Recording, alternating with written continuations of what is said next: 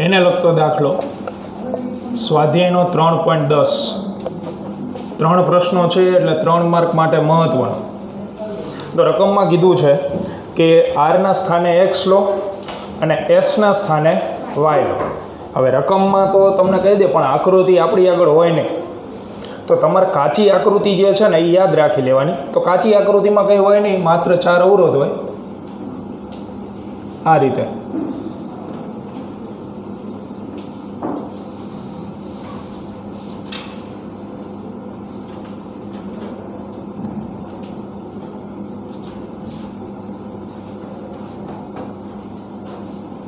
આ મીટર બ્રિજની કાચી આકૃતિ. તો અહીંયા આપણે થિયરીમાં શું મૂકતા હતા? આર એન જગ્યાએ એક્સ અને આની જગ્યાએ વાય. આ તો આપણી માટે પોટેન્શિયોમીટર, ભાઈ કોન્સ્ટન્ટ ધાતુનો તાર જે 1 મીટર લાંબો હતો. અહીંયા તમને મળતું હતું તટસ્થ બિંદુ, જેની એ બિંદુથી લંબાઈ અથવા અંતર સ્મોલ એલ અથવા L1 આટલું લેતા હતા આપણે. તો હવે આની અંદર જે આપેલું છે એ મુજબ લંબાઈ કેટલી આપી? 39.5 સેન્ટીમીટર. એક્સ આપણે શોધવાનો છે અને વાયની કિંમત કંઈક આપેલી છે 12.5 ઓહમ. તો મીટર બ્રિજમાં શું શીખાતા આપણે? આ અવરોધના છેદમાં આવડો અવરોધ, અહીંયા જે લંબાઈ હોય એના છેદમાં આ લંબાઈ કેટલી હશે? 100 - L. તો એ મૂકી આપણે. તો એક્સના છેદમાં વાય સ્મોલ એલની જગ્યાએ 39.5 છેદમાં 100 - 39.5 60.5. તેથી એક્સના છેદમાં વાયની જગ્યાએ 12.5 કરવા બેન ભાગાકાર 65 27. 12.5 ગુણી નાખો 8.1611 ઓહમ. તો પહેલા પ્રશ્નનો પહેલો પ્રશ્ન પૂરો. Simple solution. આ અવરોધના છેદમાં અવરોધ, લંબાઈના છેદમાં 100 - L. હવે પહેલા પ્રશ્ન બીજો પ્રશ્ન પૂછ્યો છે જે પ્રેક્ટિકલમાં વાયવા દરમિયાન પૂછી હતી કે મીટર બ્રિજ હોય કે વિસ્ટન બ્રિજ હોય, એમાં ધાતુની જાડી પટ્ટીના તાર શું કામ ઉપયોગમાં લેવામાં આવે? કારણ કે આપણે થિયરીની આકૃતિ દોરી હતી, તો થિયરીની આકૃતિમાં આવા ભંભા જેવા તાર લીધા હતા પરમ દિવસે, બરાબર. તો આવા તારનો ઉપયોગ શું કામ કરવામાં આવે? આવા સિંગલ પટ્ટીના તાર લીધો ન હાલે. એનું રીઝન છે કે આ તાર તમે લો છો એનું કારણ કે આપણે અવરોધ તરીકે માત્ર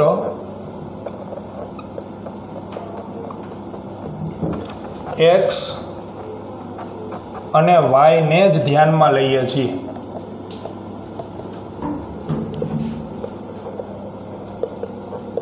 આપણે જે ગણતરી કરી, બરોબર, આવડી આ ગણતરી કરી. હાલ આમાં અવરોધ કયા કયા ધ્યાનમાં લીધા તમે? એક્સ અને વાય. રચનામાં બાકી એક અવરોધ તમે ધ્યાનમાં લો છો આને બાદ કરતા? નહીં, બરોબર છે. તો ધાતુની જે પટ્ટીઓ છે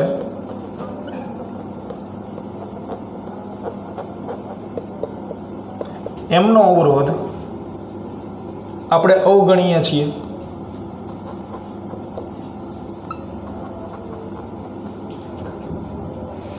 ધાતુની પટ્ટીઓનો અવરોધ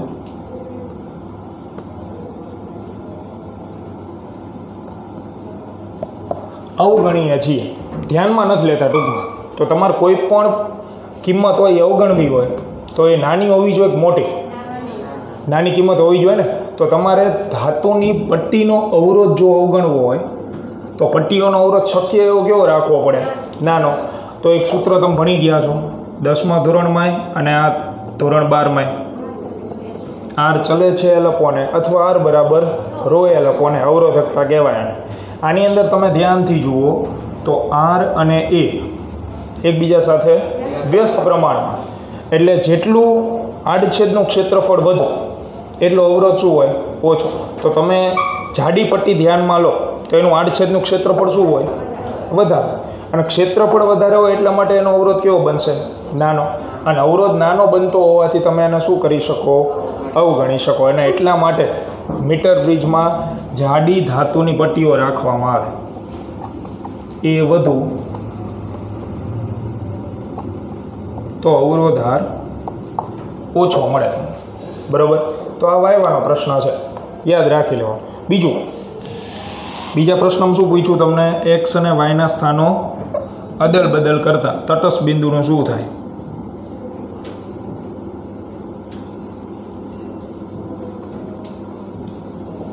એક્સ અને વાય અદલ બદલ કરીએ આપણે તો અહીંયા હું લઈ લઉં છું વાય, અહીંયા એક્સ. તો થિયરી પ્રમાણે શું લખો તમે? વાયના છેદમાં એક્સ. જમણી બાજુ તો સમીકરણ 1 જુઓ, આ રહ્યું. વાયના છેદમાં એક્સ કરું એટલે મેં ડાબી બાજુ કેવું પ્રમાણ લીધું? વ્યસ્ત. તો જમણી બાજુ ફરજિયાત શું લેવું પડે? તો જ વચ્ચે શું મૂકી શકો? બરાબર. એટલે જમણી બાજુ વ્યસ્ત લો તો 60.5 અંશમાં આવી જાય અને છેદમાં 39.5. સમીકરણ 1 પરથી. તો હંમેશા યાદ રાખો કે તટસ્થ બિંદુ જે છે એ તમને અંશમાં હોય ને એ મળે. કારણ કે થિયરી જેવું સમજાવે તમને. થિયરીમાં આવું સૂત્ર લખતા હતા આપણે કે ભાઈ એક્સના છેદમાં વાય ઇક્વલ ટુ L1 છેદમાં 100 માઇનસ L1 આવું લખતા હતા. એટલે L1 જે છે એ તમે આ બિંદુથી અંતર લેતા હતા જેને આપણે તટસ્થ બિંદુ નામ આપ્યું. એટલે અહીંયા જે અવરોધ હોય ને એને અનુરૂપ મને તટસ્થ બિંદુ મળે. જેમ કે અહીંયા તમે જો અવરોધ એક્સ ગોઠવો છે તો તટસ્થ બિંદુ ક્યાં મળ્યું? 39.5 સેન્ટીમીટર અંતરે. હવે અવરોધ બદલાઈ ગયો તો તટસ્થ બિંદુ પણ બદલાય, જે ક્યાં મળશે આપણને? 60.5 સેન્ટીમીટર અંતરે. બરાબર છે. તો તટસ્થ બિંદુનું સ્થાન જે છે એ તમે અહીંયા કયો અવરોધ જોડો છો એના ઉપર આધારિત છે. એટલે તટસ્થ બિંદુ હવે 60.5 જતું. પછી ત્રીજો પ્રશ્ન જુઓ. હવે નલ પોઈન્ટ 60.5 સેન્ટીમીટરે મળે. તો ત્રીજા પ્રશ્નમાં શું પૂછ્યું તમને કે આ બેટરી અને ગેલ્વેનોમીટરના સ્થાન અદલ બદલ કરીએ તો શું થાય? તો એના માટે આપણે મૂળ આકૃતિ જોવી પડશે. એ જોઈ પણ એમાં એક હિન્ટ આપી દીધી તમને. રકમમાં ચોખ્ખું લખ્યું કે જ્યારે તટસ્થ બિંદુ મળતું હોય ને ત્યારે જ આ વસ્તુ કરવાની છે. તટસ્થ બિંદુ મળતું હોય તો ગેલ્વેનોમીટર અને બેટરીના સ્થાન અદલા બદલી કરતાં કંઈ ફેર પડે કે ન પડે? તો એ તો દરેક વ્યક્તિને ખબર પડી જાય કે પડશે કે નહીં પડે. કારણ કે બેટરી અહીં જોડી હતી નીચે આપણે આ રીતે આખી સર્કિટ આ પ્રમાણે હતી. હવે ગેલ્વેનોમીટર તો અહીં જ જોડતા હતા ને. તો તટસ્થ બિંદુ મળતું હોય ત્યાં ગેલ્વેનોમીટરમાંથી કોઈ પ્રવાહ વહે ન વહે. અને ત્યારે તમારે ગેલ્વેનોમીટરને કાઢવાનો. કારણ કે ગેલ્વેનોમીટરને બેટરીના સ્થાન બદલાવા હોય તો ગેલ્વેનોમીટરને અહીંથી કાઢશો, બેટરીને અહીંથી કાઢશો, બેટરી અહીં મૂકશો અને ગેલ્વેનોમીટર અહીં મૂકશો. તમે આને અડી શું કામ મેકો છો કે પ્રવાહ નથી વહેતો? હમણાં પ્રવાહ વહેતો હોત તો અડે, વાળ ઊંચા થઈ જાય. બરાબર. એટલે એમને ચોખ્ખી હિન્ટ આપી દીધી ઇનડાયરેક્ટલી કે જ્યારે તટસ્થ બિંદુ મળતું હોય ત્યારે તમે ગેલ્વેનોમીટર અને બેટરીના સ્થાન અદલા બદલી કરો તો પરિપથમાં કંઈ ફેર પડે? કંઈ ફેર ન પડે. કારણ કે પ્રવાહ વહેતો જ નથી. અહીં કદાચ તમે ગબ્બરસિંહ લાઈન મૂકી દો તોય કંઈ ફેર નથી પડવા. કોઈ પણ અહીં લાઈન મૂકી દો કારણ કે આ બ્રાન્ચમાંથી પ્રવાહ વહેતો નથી. પણ એની શરત છે કે કડ અહીં આલા ભાઈ જોકી અહીંયા હોય ને ત્યાં સુધી જો ભૂલથી જોકી હલી ગઈ તો ગયા. જોકી થોડીક જમણી બાજુ ખસી જાય, તમે ગેલ્વેનોમીટર કાઢવા મથો છો અહીંથી અને જોકી દરમિયાન થોડીક સ્લાઇડ થઈને જમણી બાજુ જતી રહે તો તરત પાછો આમાંથી પ્રવાહ વહેવાનું શું થઈ જાય? ચાલ તો એ તો ઉપાડી લે પાછો. બરાબર. એટલે પ્રવાહ વહેતો એ દરમિયાન કોઈ ફેરફાર થઈ શકે નહીં. પણ પ્રવાહ ન વહેતો ત્યારે તમે પરિપથની અંદર ફેરફાર કરી શકો. અને તેમ છતાં પરિપથની અંદર કોઈ ફેરફાર ન થાય. શરત એક છે આ પ્રેક્ટિકલમાં, આ સ્થાન ન બદલાવવું. જોકીને કંઈ હળી નહીં કરવાની. બાકી તમારે જે કરવું એ કરી શકો આની અંદર. બરાબર. તો એ ત્રીજો પ્રશ્ન આપણે લખાવીએ એ પહેલાં પૂર્ણ કરી લો, લખી લો.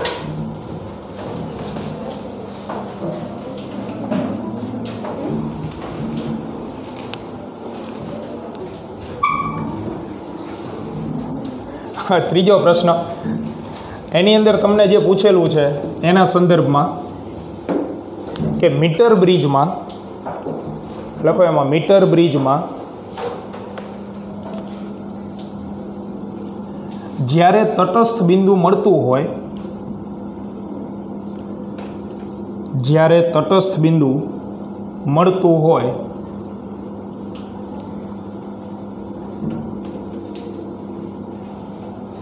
ત્યારે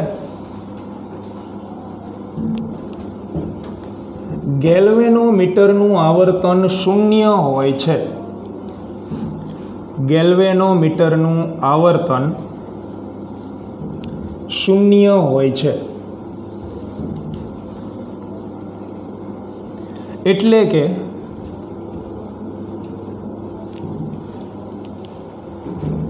કે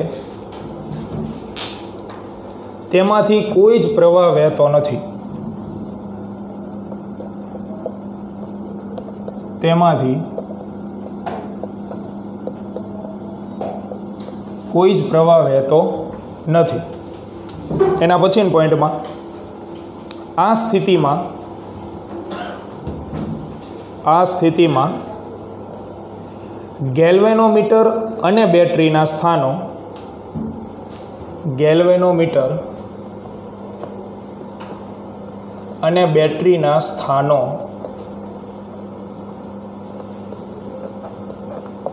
અદલ બદલ કરી શકાય.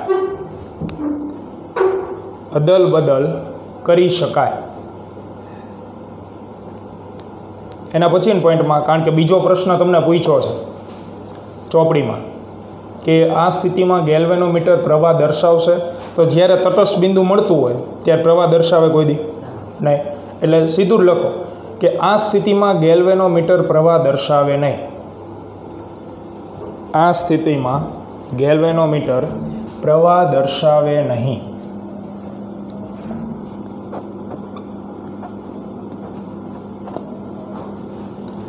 ચલો, ચેપ્ટરની છેલ્લી થિયરી પોટેન્શિયોમીટર. પોટેન્શિયોમીટરનો સિદ્ધાંત મેળવો એવો પ્રશ્ન ભૂતકાળમાં 2 માર્કમાં પૂછાઈ ગયો. આમ તમે જોવા જાઓ તો થિયરીની દ્રષ્ટિએ મહત્ત્વનું જ છે. પોટેન્શિયોમીટરના 3 ઉપયોગ આવશે. એમાંથી ચોપડીમાં 2 આપ્યા, આપણે 2 વિશે ભણવાનું, 3 માર્કમાં પૂછાય એવા. અને પ્રેક્ટિકલની દ્રષ્ટિએ મહત્ત્વનું, તો આપણે પ્રેક્ટિકલ કઈ રીતે કરવાના, તમારે શું જોડવાનું, રીડિંગ કઈ રીતે લેવાનું, એની ચર્ચા કરશું. તો સૌથી પહેલાં પોટેન્શિયોમીટરનો સિદ્ધાંત મેળવીએ. તો પોટેન્શિયોમીટર શોધવામાં શું કામ આવ્યું, એટલે એનું કાર્ય, તો કે બેટરીનું EMF એટલે ઇલેક્ટ્રોમોટિવ ફોર્સ પોટેન્શિયોમીટર વડે મેળવી શકાય. EMF જોતું હોય તો પોટેન્શિયોમીટર તમને EMF આપે બેટરીનું. ત્યાર પછી રચના, તો લખાણમાં કંઈ નહીં આવે, રચનામાં માત્ર આકૃતિ છે, પણ આ આકૃતિનો ઉપયોગ આવશે. એના જે પોટેન્શિયોમીટરના આપણે ઉપયોગો ભણશું ને એમાં ધ્યાન આપજો. આ તરફ આ મુખ્ય બેટરી,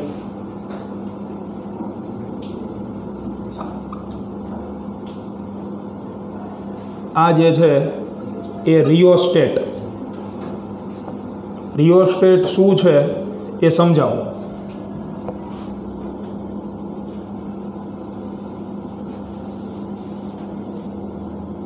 અહીંયા જોડેલો હશે અવરોધક તાર.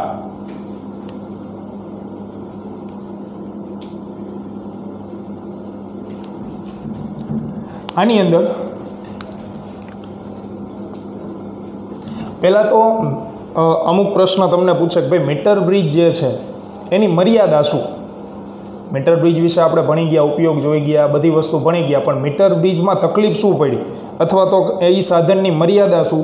તો એક જ મર્યાદા મીટર બ્રિજની કે એનો તાર જે છે એ 1 મીટર લાંબો છે. અહીંયા તમે 1 મીટર લાંબો તાર જ જોડી શકો, નામ જ મીટર બ્રિજ છે. 1.5 મીટર લાંબો તાર હોય ને તો મીટર બ્રિજ નકામો થઈ જાય, કામમાં આવે નહીં. હવે આ પોટેન્શિયોમીટરનો ફાયદો શું કે પોટેન્શિયોમીટરની અંદર તમે આ જે તાર છે ને એ ઈચ્છા પડે ને એટલો લાંબો લઈ શકો. ધારો કે કોઈ વિદ્યાર્થીને 50 મીટર લાંબો તાર આપણે અહીં જોતો છે, તો કઈ રીતે જોડવો, તો 50 મીટર તો કંઈ ખેંચી ન એકાય, અને તો તો સર્કિટ બહુ મોટી થઈ જાય. એટલે તારને છે ને ઝિગઝેગ પેટર્નમાં ગોઠવવાનું આ રીતે. જે તમે પ્રેક્ટિકલમાં પોટેન્શિયોમીટર જોશો ને તો એમાં આવી રીતે તારના વાળેલા ભાગ જોવા મળશે. આમાં 10-10 મીટરના 5-5 મીટરના કટકા હોય. જો તમારે 50 મીટર જોતું હોય 10 મીટરના કટકા હોય. 1 2 3 4 ને 5. તો 50 મીટર લાંબા તાર, 100 મીટર લાંબા તાર બધું જોડી શકાય આમાં. જે મીટર બ્રિજમાં જોડી શકાતું નહોતું. તો આનો ફાયદો. એટલે આપણે તો સરળતા ખાતર એક જ તાર દર્શાવવાનો અહીંયા આવી રીતે. પણ આ 1 મીટરનો નથી, ધ્યાન રાખજો. જેવું મીટર બ્રિજમાં હતું ને એમ નથી. તો હવે સિદ્ધાંત મેળવીએ પહેલાં નામ નિર્દેશન. તો બી એટલે પરિપથની મુખ્ય બેટરી. મુખ્ય બેટરી એટલા માટે કારણ કે વિદ્યુત પ્રવાહ આના લીધે વહે. આના ધન ધ્રુવમાંથી નીકળે અને ઋણ ધ્રુવમાં દાખલ થાય. આ કળ બંધ કરો ને પછી RH. તો રિયોસ્ટેટ, જેમાં તમે કોઈ અવરોધ સેટ કરો. તો જો સંજ્ઞા મેં ચલ અવરોધની દર્શાવી. હવે રિયોસ્ટેટ કેવી રચના હોય એ સમજાવી દઉં તમને. તો તમે જો મેન્યુઅલી અવરોધ જોડો, દાખલા તરીકે તમારે પહેલું રીડિંગ લેવું છે પ્રેક્ટિકલમાં, તો તમે 2 ઓહમ જોડો. પછી તમારે બીજું રીડિંગ લેવું છે તો તમે અવરોધ બદલાવશો. બાકી કંઈક બદલાવાનું નથી આમાંથી, બેટરી જ બદલાવાના નથી આપણે. એટલે તમે અવરોધ બદલાવશો. 2 ઓહમની જગ્યાએ ધારો કે 10 ઓહમ જોડવો, એટલે ઓલો 2 ઓહમ તમે અહીંથી કાઢશો પછી 10 ઓહમ જોડશો. એ મેન્યુઅલ કનેક્શન કહેવાય. હવે એની અંદર ખામી ઉત્પન્ન થઈ શકે અને વારે લાગે, કારણ કે તમારે રીડિંગ 5-10 લેવાના હોય. હવે તમે 10 વાર આ પ્રોસેસ કરવા બેહો તો વાર લાગે. એટલે એની જગ્યાએ તમે રિયોસ્ટેટ જોડો ને તો રિયોસ્ટેટ આવી રચના હોય. અહીંયા ઉપર એક નાનકડી એવું સ્વિચ જેવું આપેલું હોય જેને તમે ખસેડી શકો, એડજસ્ટ કરી શકો. અને અહીંયા અંકન હોય બધા ફૂટપટ્ટીમાં હોય છે ને એવી રીતે કે 1 ohm, 5 ohm, 4 ohm, 10 ohm, 20 ohm, એવી રીતે અલગ અલગ અંકન હોય અવરોધો. હવે ધારો કે મારે પહેલાં રીડિંગ દરમિયાન 5 ઓહમ અવરોધ જોતો, તો આ જે સ્લાઇડર રહ્યું એ 5 ઓહમ ઉપર સેટ કરી દો. એટલે પહેલાં રીડિંગ દરમિયાન આપણો અવરોધ બદલાશે નહીં. પછી બીજું રીડિંગ લેવું છે તો ઓલી જે કાઢવાની અને નાખવાની જે માથાકૂટ હતી ને એ બચી ગયા આપણે. સીધું તમારે આને સ્લાઇડ કરવાનું. ધારો કે 20 ઓહમ સેટ કરો તો આને સીધું અહીં લઈ જાઓ 20. એટલે પરિપથમાં અવરોધ કેટલો સેટ થઈ જાય? 20 ઓહમ. અવરોધ બસે કહીએ કહો આને, શુદ્ધ ગુજરાતી ભાષામાં આવું કહેવાય રિયોસ્ટેટ એટલે. કારણ કે આની અંદર તમે સ્લાઇડ કરીને અવરોધો સેટ કરી શકો. તમારે ખાલી એક જ વાર આને પરિપથમાં જોડવાનું, આ છેડે અને ઓલા છેડે પૂરું. પછી જે પણ અવરોધ તમારે સેટ કરવો હોય એ કરી શકો. એટલે આમાં કોઈ એવું ન વિચારે કે ચલ અવરોધ. ચલ અવરોધ એટલે સતત નહીં બદલાય. તમે દાખલા તરીકે પહેલાં રીડિંગમાં 5 સેટ કર્યો હોય તો એ આખા રીડિંગ દરમિયાન કેટલો અવરોધ રહેશે? 5. પછી બીજા રીડિંગમાં તમે 20 સેટ કર્યો, એટલે આના કરતાં બદલાણો તો ખરો જ. એટલે બદલાશે ખરા, પણ એવું નથી કે સતત બદલાતો. એ તમે એડજસ્ટ કરો ને તો બદલે. એટલે ફિક્સ વેલ્યુ નથી, પણ રીડિંગ દરમિયાન ફિક્સ રહેશે. એટલે આપણે અત્યારે રિયોસ્ટેટમાં કેટલો અવરોધ કાઢ્યો? ધારો કે કેપિટલ આ ત્યાં સેટ કર્યું છે. પછી કે એટલે મુખ્ય કળ,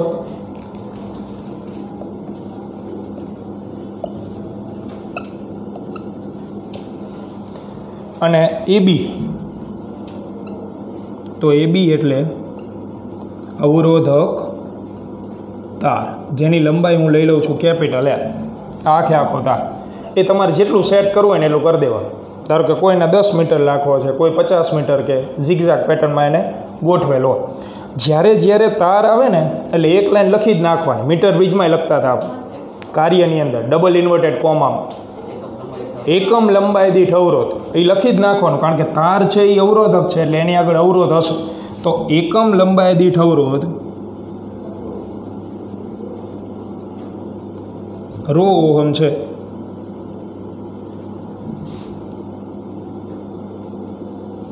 હવે શું થશે કે પ્રેક્ટિકલમાં તમને કાં તો સીધું આ આપી દેશે કે એકમ લંબાઈ દીઠ અવરોધ રો ઓહમ છે, અથવા શું આપશે?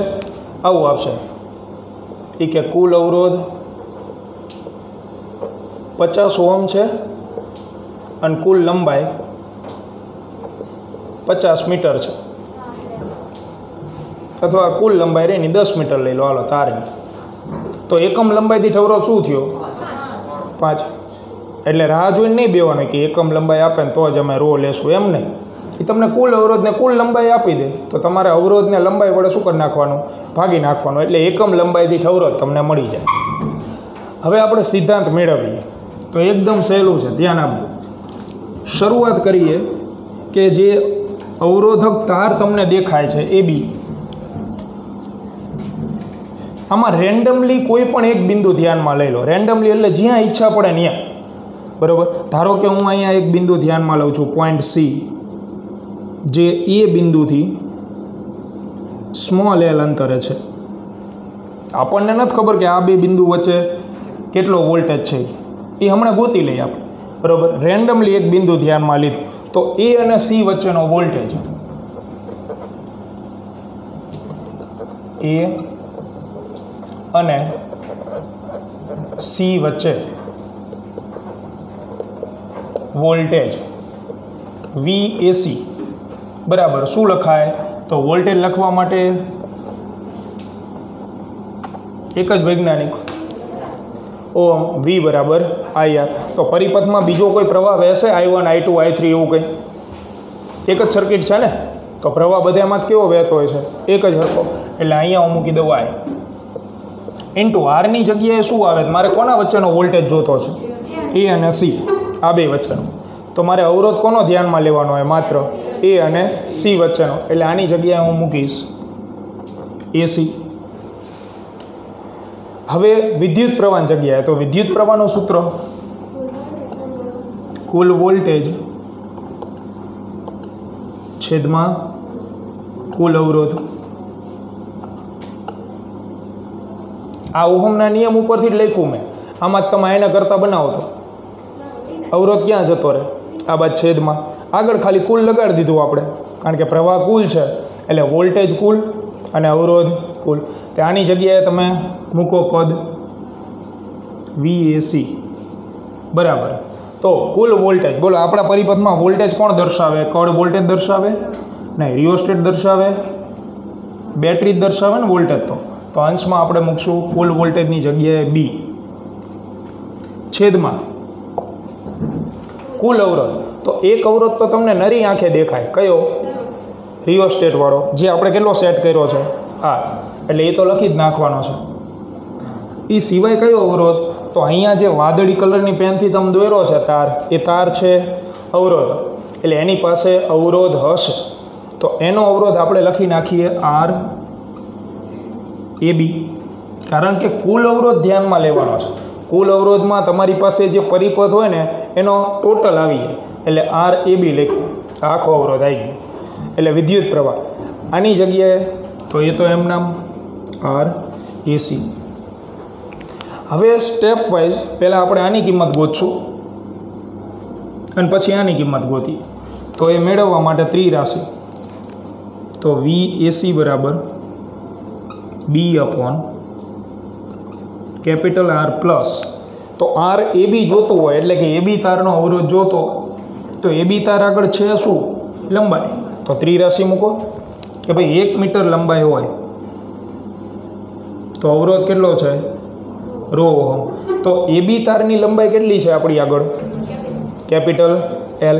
તો કેપિટલ L લંબાઈ હોય તો અવરોધ કેટલો આવશે? એટલે આનો અવરોધ થઈ જશે capital L into ρ into RAC. હવે કોનો અવરોધ ગોતવાનો આપણે? RAC. એ પણ આ જ રીતે ત્રિરાશિ ઉપરથી જ, બાકીનું બધું એમના.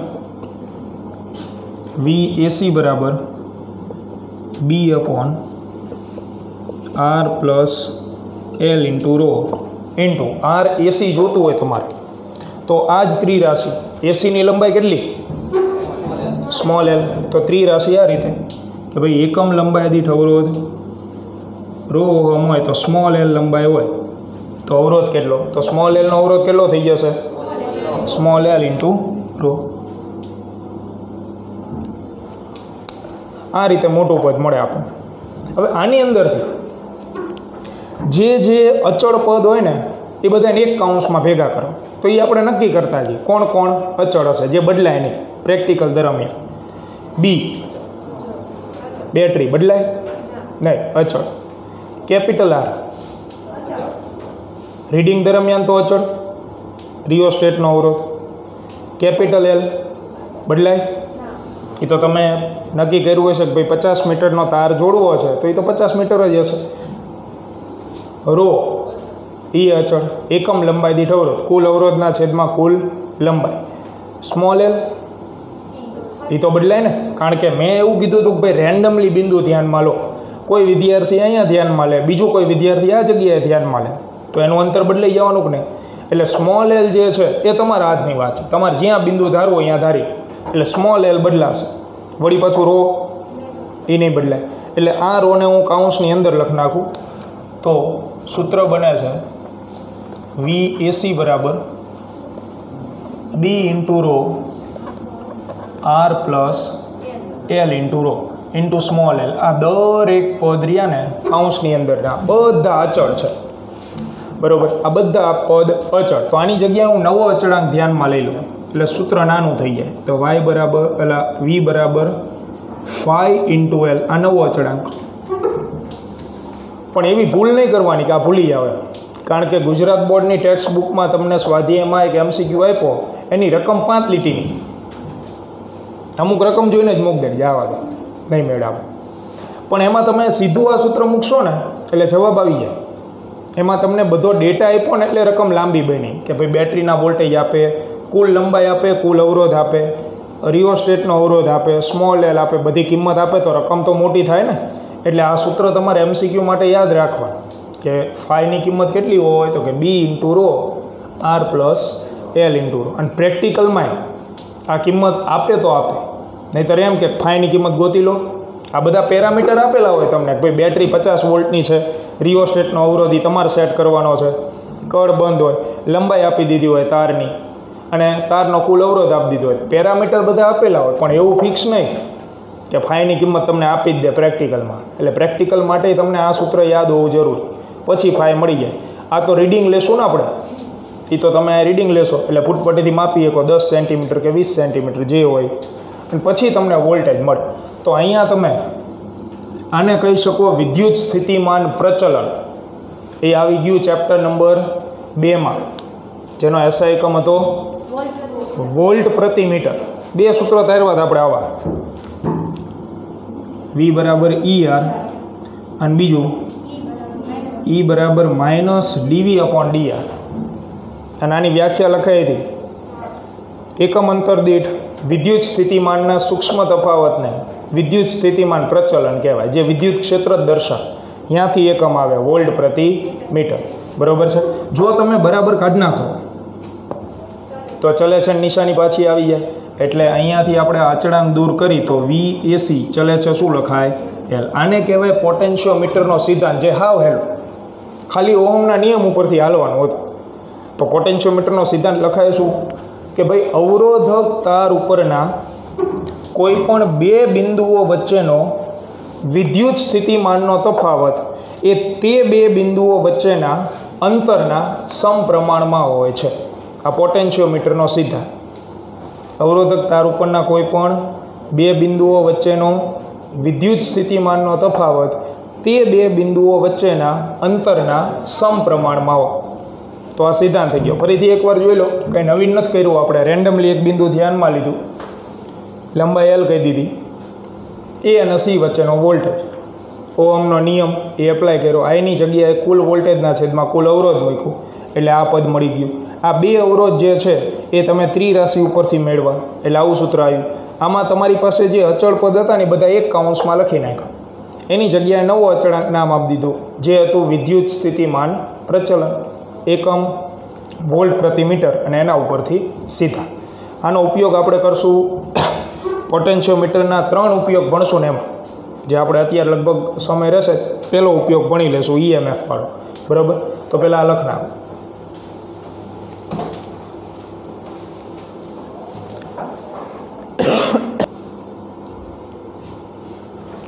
તો અહીંયા સુધી લખાઈ જાય એટલે આગળ નામ આપી દેવાનું ભાઈ ફાઈ એટલે વિદ્યુત સ્થિતિમાન પ્રચલન.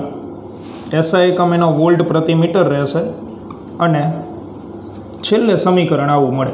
આના ઉપરથી સિદ્ધાંત આવે તો એ સિદ્ધાંત હું તમને લખાવું છું, એ લખો.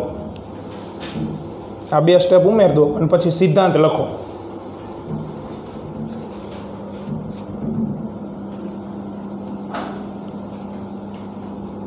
કે પોટેન્શિયોમીટરમાં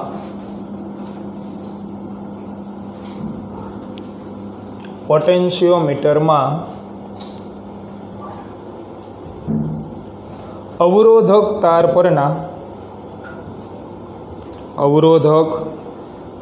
પરના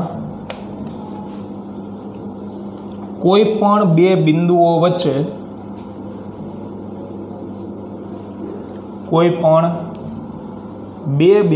વચ્ચેનો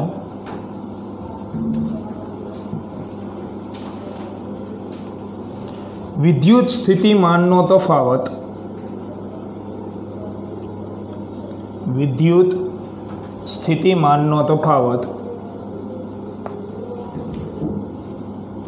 એ તે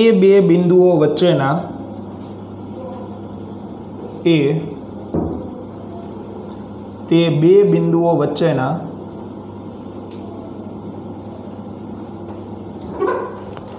અંતરના સમપ્રમાણમાં હોય છે.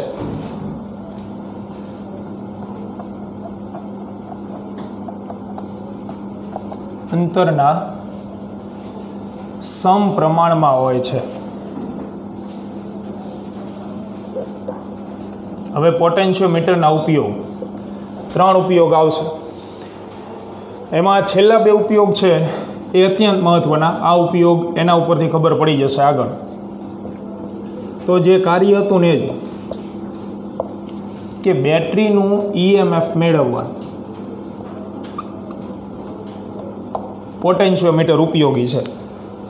પણ કઈ રીતે એવું પૂછાય કે ભાઈ બેટરીનું EMF તમે પોટેન્શિયોમીટરની મદદથી કઈ રીતે મેળવી શકો? પ્રેક્ટિકલમાં એવું જ કે પ્રેક્ટિકલમાં એક બેટરી આપી દે. બેટરી કહેતા સાદો વિદ્યુત કોષ, અને એમ કહી દે કે આનું તમે મને EMF શોધીને આપો. તો તમારે પ્રેક્ટિકલની અંદર શું કરવાનું થાય કે આ જે રહ્યું આને કહેવાય પ્રાથમિક સર્કિટ. આને આપણે હળી ન કરવાની હોય. આ પોટેન્શિયોમીટર જ્યારે બન્યું હોય ને ત્યારે એમ નામ જોડેલી આપી. તમારે જે પણ જોડાણ કરવાના છે એ ગૌણ સર્કિટમાં કરવાના. એ ગૌણ સર્કિટ રહે ને એ અહીંથી આવે, બરાબર? એટલે તમને જે બેટરી આપી દે એને અહીં જોડવાની. અહીંયા આપણે એક બેટરી જોડી દીધી જે તમને આપેલી છે. એનું EMF અત્યારે આપણને ખબર નથી, તો એનું EMF હું ધારી લઉં છું એપ્સાયલોન. પછી તમારે આને જોડવાની છે ગેલ્વેનોમીટર સાથે. અને ગેલ્વેનોમીટરનો બીજો છેડો એ તો ફરજિયાત જોકી સાથે જ હોય.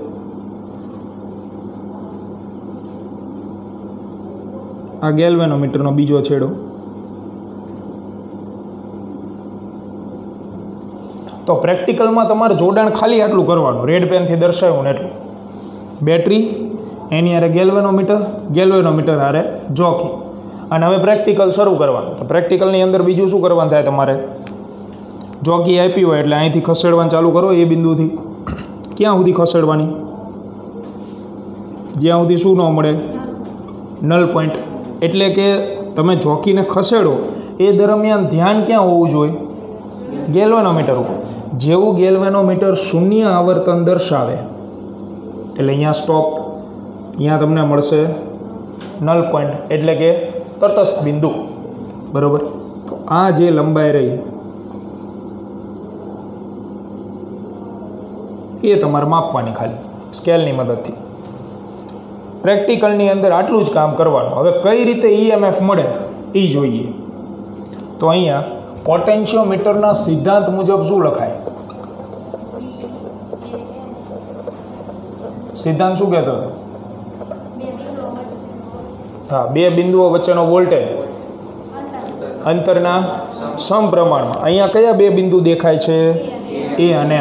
તો આના વચ્ચેનો વોલ્ટેજ એટલે વી એ એન ચલે છે શું આવે એ બે વચ્ચેનું અંતર જે આપણે ગોતી લીધું હોય છે સ્મોલ એલ.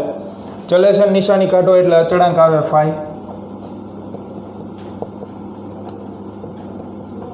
તો ફાઈની કિંમત તો તમે મેળવી શકો બીજા બધા પેરામીટર આપેલા હોય એના ઉપરથી.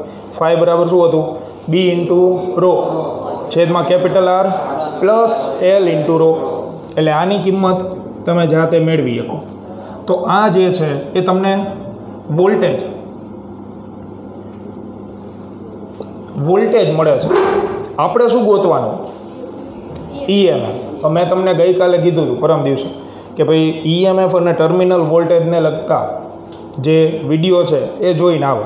કદાચ યાદ હોય તો ઠીક છે, ન યાદ હોય તો યાદ કરાવી દે. 3 પ્રકારની કન્ડિશન હતી એમાં કે જો વિદ્યુત પ્રવાહ બરાબર 0 હોય તો ટર્મિનલ વોલ્ટેજ અને ઈએમએફ બે શું હોય એક જ હરખું. ન જોયું હોય તો હવે યાદ જ રાખ લો, સાદી ભાષામાં ગોખી નાખો, કારણ કે બીજો કોઈ વિકલ્પ છે નહીં આપણી આગળ. બીજું કે જો વિદ્યુત પ્રવાહ વહેતો હોય તો વિદ્યુત પ્રવાહ બે રીતે વહે. જો ધન ધ્રુવમાંથી નીકળતો હોય અને ઋણ ધ્રુવમાં દાખલ થાય, એટલે કે રૈવાજિક રીતે વહેતો હોય. વર્ષોથી આપણે ભણી ધન ધ્રુવમાંથી નીકળે અને ઋણ ધ્રુવમાં દાખલ થાય તો ત્યારે બેટરી જે છે ને એ ડિસ્ચાર્જ થશે. તો ડિસ્ચાર્જ થતી હોય ત્યારે આવશે ઈ માઇનસ આઈઆર, કારણ કે એનો ટર્મિનલ વોલ્ટેજ ઘટે. અને જો વિદ્યુત પ્રવાહ વહેવા દરમિયાન ચાર્જ થતી હોય તો ચાર્જિંગની નિશાની કે ધનમાંથી નીકળે નહીં, ધનમાં દાખલ થાય. જો ધનમાં દાખલ થાય તો બેટરી ચાર્જ થાય તો ઈ પ્લસ આઈઆર ટર્મિનલ વોલ્ટેજ વધે. બેયનું ઉદાહરણ આપી દઉં તમને હું. આનું ઉદાહરણ તો સિમ્પલ સાદો પાવર લઈ લેવાનો બજારમાંથી, બરાબર. એ ડિસ્ચાર્જ ન થાય શરૂઆતમાં, જ્યાં સુધી તમે પરિપથમાં ન જોડો ને ત્યાં. જેવો તમે એને ટીવીના રિમોટમાં જોડી દો એટલે એનો ધન ધ્રુવ હોય એમાંથી પ્રવાહ નીકળે જેથી રિમોટ કામ કરે અને પછી ઋણ ધ્રુવમાં દાખલ થાય એટલે પાવર રહ્યો એ ડિસ્ચાર્જ થાય. તો સમય જતાં એનો જે વોલ્ટેજ છે એ ઘટતો જાય અને થોડાક સમય પછી કામ કરવાનું શું કરી દે બસ. ચાર્જિંગનું ઉદાહરણ મોબાઈલની બેટરી ડિસ્ચાર્જ થઈ જાય પછી ચાર્જ કરવા માટે તમે એને પ્લગ ઇન કરો છો તો આ જે પ્લગ છે એમાંથી વિદ્યુત પ્રવાહ નીકળે છે અને તમારી મોબાઈલના બેટરીના ધન ધ્રુવમાં એ પ્રવાહ દાખલ થયો અને એટલે બેટરી શું થાય છે ચાર્જ થાય ને એટલે એનો ટર્મિનલ વોલ્ટેજ વધે, બરાબર છે. તો ચાર્જિંગ માટે બીજી કોઈ બેટરી હોવી જરૂરી છે. જેનું તમારે ચાર્જિંગ કરવું હોય એના કરતાં મોટી બેટરી હોવી જોઈએ, સપ્લાય હોવો જોઈએ. તો બેટરી ચાર્જ થાય તો ઈ પ્લસ, ડિસ્ચાર્જ થાય ઈ માઇનસ, પ્રવાહ વહેતો ન હોય તો આ પદ 0 થઈ ગયું. એટલે વી બરાબર શું આવે એપ્સાઇલોન, એટલે કે ઈએમએફ. એ જ વસ્તુનો ઉપયોગ અહીંયા થશે કે અહીંયા આપણે વોલ્ટેજ ગોઈતા પણ વોલ્ટેજ તમને મળ્યા ક્યારે નલ પોઈન્ટ હતું ત્યારે. નલ પોઈન્ટની ખાસિયત શું છે ગેલ્વેનોમીટરનો આવર્તન 0 અને એટલે કે વિદ્યુત પ્રવાહ શું થઈ જાય 0. આ તમને મળે છે ક્યારે મળે છે તો કે તટસ્થ બિંદુ હોય તો, અને તટસ્થ બિંદુ હોય ત્યારે ગેલ્વેનોમીટરનું આવર્તન 0 છે અને ગેલ્વેનોમીટરનું આવર્તન 0 હોવાથી એમાંથી વહેતો પ્રવાહ પણ 0. તો કન્ડિશન નંબર 1, પ્રવાહ 0 હોવાથી તમે જે પણ વોલ્ટેજ મેળવેલા છે એ અલ્ટિમેટલી શું છે ઈએમએફ. એટલે તમે જે ગોતવા નીકળ્યા હતા એ મળી જ ગયું છે. જે ઈએમએફ ગોતવા નીકળ્યા હતા એ ઈએમએફનો જ જવાબ આવી ગયો. એટલે તમે I બરાબર 0 હોવાથી વી બરાબર શું લખી શકો એપ્સાઇલોન, અને આની જગ્યાએ તમે હવે એપ્સાઇલોન મૂક દો એટલે જવાબ મળશે આપણને ઈએમએફનો. તો આ તમે બેટરીનું ઈએમએફ જે છે એ આવી રીતે મેળવી શકો, જે બેટરીનું ઈએમએફ દર્શાવે.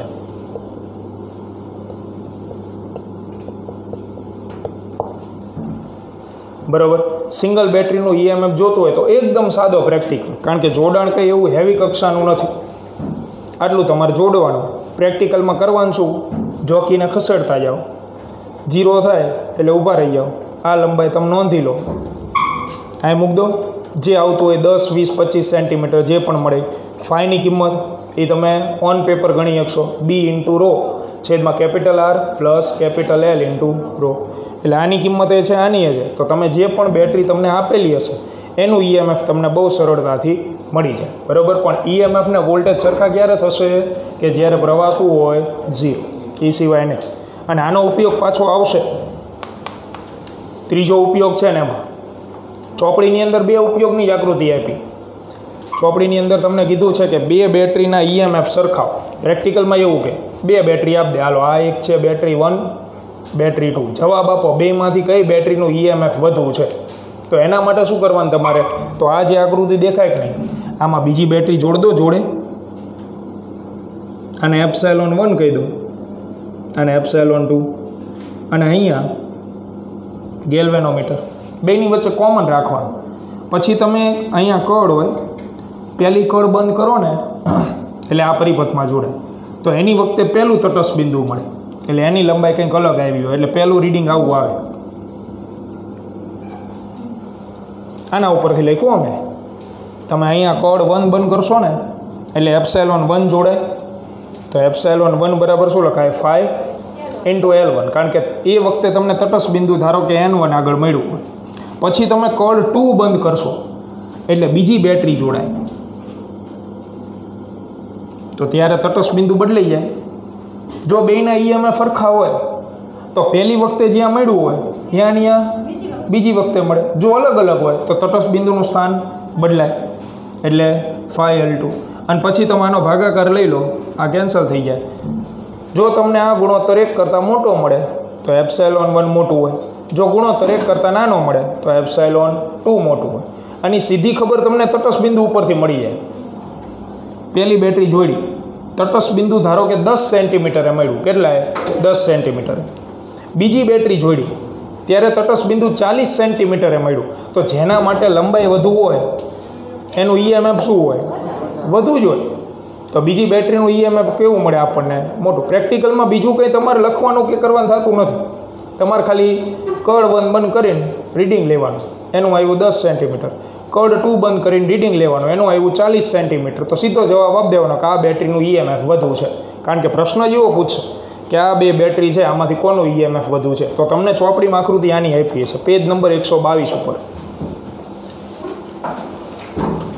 અને એ આકૃતિ જે છે એ આવી રીતે ઊભી આપેલી. એટલે એમ એવું ન વિચારવું ઓહો કે આ તો કે કંઈ ખાવ અલગ જ છે, કોર્સ બારનું નથી.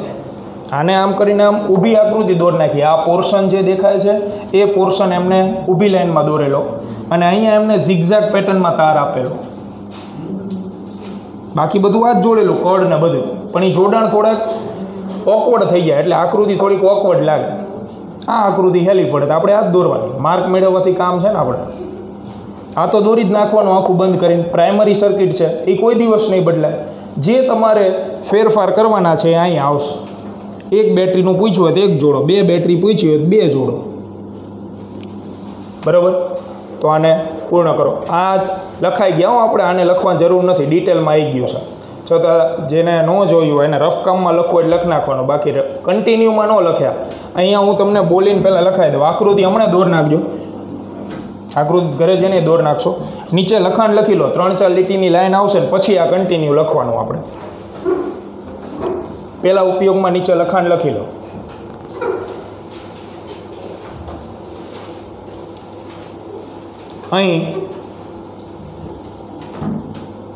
અહીં જોકીને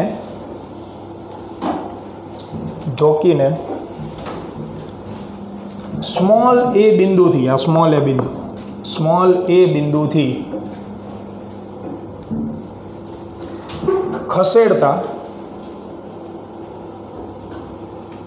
ખસેડતા કોઈ એક બિંદુ પાસે ગેલ્વેનોમીટરનું આવર્તન 0 મળે છે. ગેલ્વેનોમીટરનું આવર્તન 0 મળે છે. એટલે કે તેમાંથી પ્રવાહ વહેતો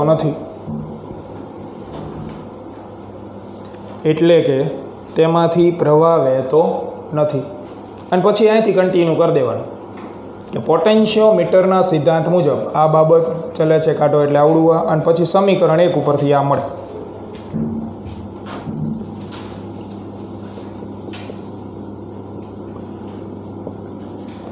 આ પહેલો ઉપયોગ.